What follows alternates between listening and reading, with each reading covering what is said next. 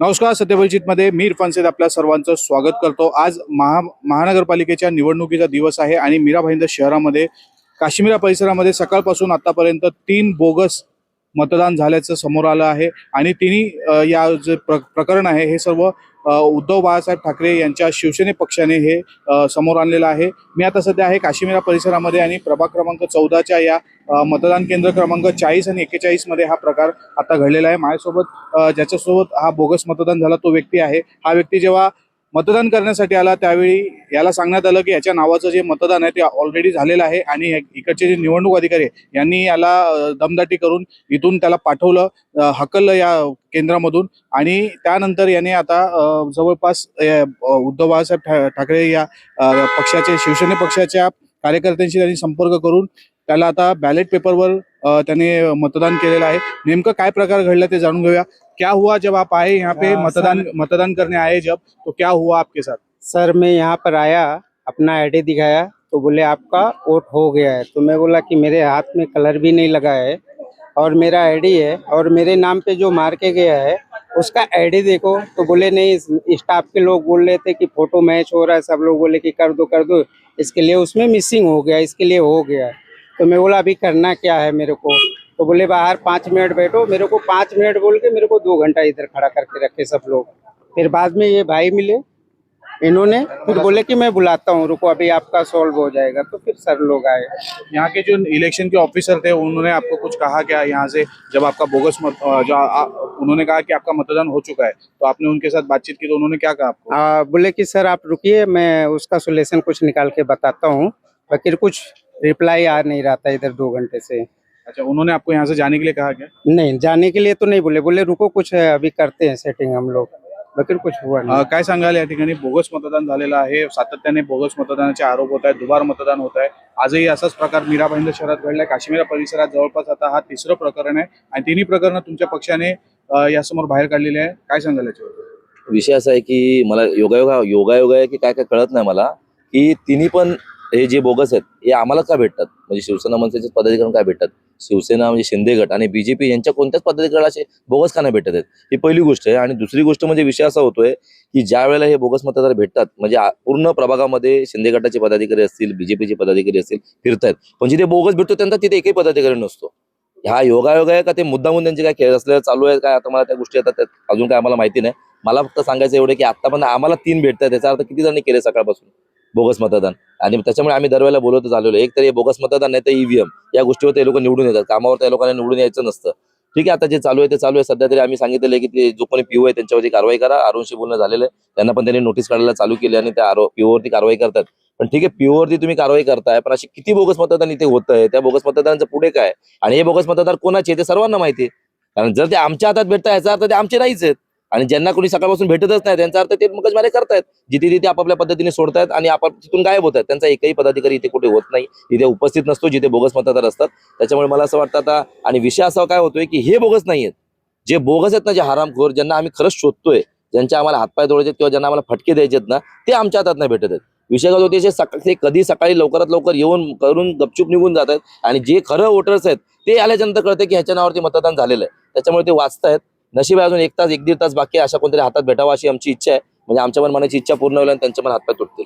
एकतर मतदार या ठिकाणी मतदान करायला येतो आणि त्यावेळी त्याचं नावासमोर कोणते मतदान करून गेलं तर तेव्हा जेव्हा कळतं तर इकडचे निवडणूक अधिकारी त्याला दमदाटी करतायत, मात्र तो घाबरून सांगत नाहीये. याच्यात किती तथ्य आहे? निवडणूक अधिकारी जे आहेत ना, जिथे 3 ठिकाणी तरी मी सांगतो, त्या 2 ठिकाणाचे तर ते ठीक आहे, त्यांनी समाजाने उत्तर दिली, पण या ठिकाणी जो निवडणूक अधिकारी जो पण आहे त्याचं नाव नाही माहिती, मी एवढा मूर्ख आणि एवढा स्वतःला तो शाना समजत होता. तो पहिले तर काही लोकांना उलट बोलत होता की नाही सगळ्यांनी बाहेर जायचं, याला पण तो तेच सांगत होता की बाहेर जायचं, इथे मतदान नाही करायचं, झालं तुझं मतदान झालं, हे झालं ते झालं.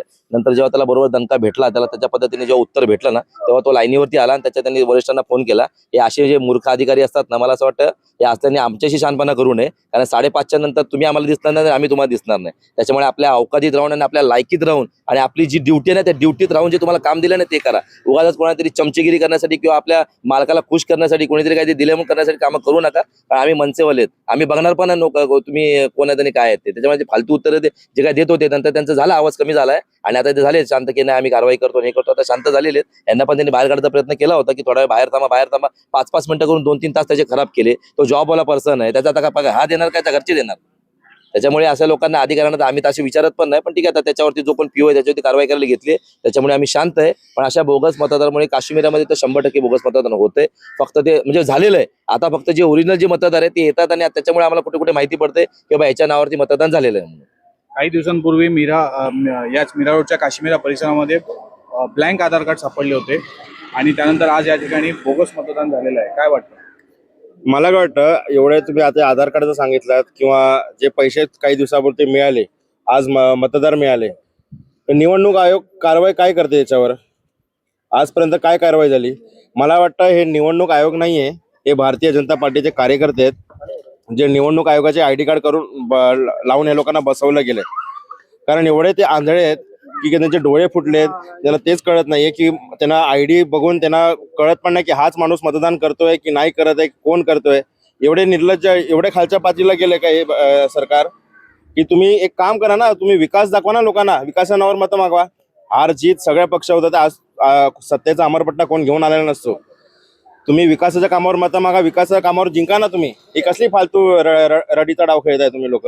त्यामुळे हे भारतीय जनता पार्टीचे हे गुलाम, हे कार्यकर्ते भारतीय निवडणूक आयोग हे इथे करत आहेत आणि त्याला तुम्ही कुठेही तक्रार करा.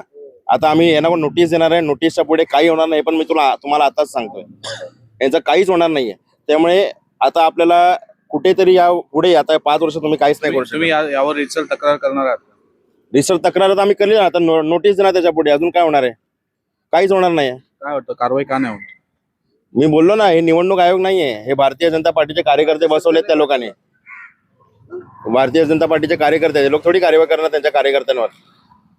नक्कीच बोगस मतदान होईल आणि दुबार मतदान होईल याची 2 दिवसांपूर्वी याच दोन्ही पक्षांनी, मनसे व शिवसेना यांनी एक प्रतिक्रिया दिली होती की जर असं काही झालं तर त्यांना मनसे आणि शिवसेना स्टाईलने उत्तर देता येईल. आणि त्याच प्रकारे आज इथे हा प्रकरण घडलं.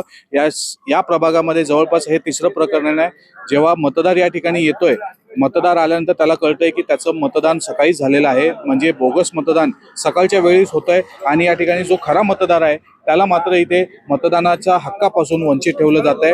गेल्या 2 दिवसांपासून मीरा भाईंदर शहरामध्ये कुठे पैसे वाटप आहेत, कुठे एखाद्या राजकीय पक्षाच्या रजिस्टरमध्ये मतदारांची नावं आणि त्याच्यासमोर त्यांना किती रक्कम दिली गेली हे सर्व कृत्य बाहेर येत आहे. सोशल मीडियाच्या माध्यमातून सोशल मीडियावर व्हिडिओ व्हायरल होत आहेत आणि या ठिकाणी बोगस मतदान सापडलं जात आहे, बोगस मतदार मिळत आहेत, बोगस मतदान केल्याचं प्रकरण समोर येत आहे. मात्र निवडणूक आयोग या ठिकाणी कुठल्याच प्रकारची कारवाई करताना दिसत नाहीये.